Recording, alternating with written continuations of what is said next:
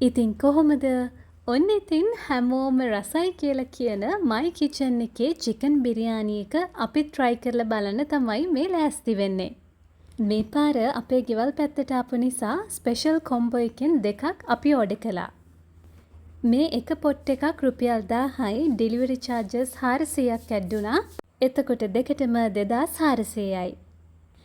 මේ ස්පෙෂල් කොම්බෝ එකේ special මසාලා rice එකක්, එතකොට ෆ්‍රයිඩ් චිකන් එකක්, තම්බපු බිත්තරයක්, මැලේ අච්චාරු, කරපිංච සම්බෝල, චට්නි, ග්‍රේවි මේ හැම දෙයක්ම ඉන්ක්ලූඩ් වෙලා තිබුණා.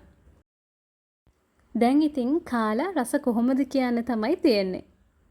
මේ බිරියානි එක ඇත්තටම හරිම රසයි. කෘතිම රසකාරක මේ දේවල් අඩංගු කරලා නැහැ. මොකද සමහර කෑම කෑවට පස්සේ කාපු වෙලාව ඉඳලා අපිට වතුර තිබහයිනේ. හැබැයි මේ කෑම එක එහෙම නෑ. ඇත්තටම දේශීය කුළුබඩු යොදාගෙන හදලා තියෙනවයි කියලා කියන්න පුළුවන්. ඉතින් ඔයාලත් දවසක try කරලා බලන්න.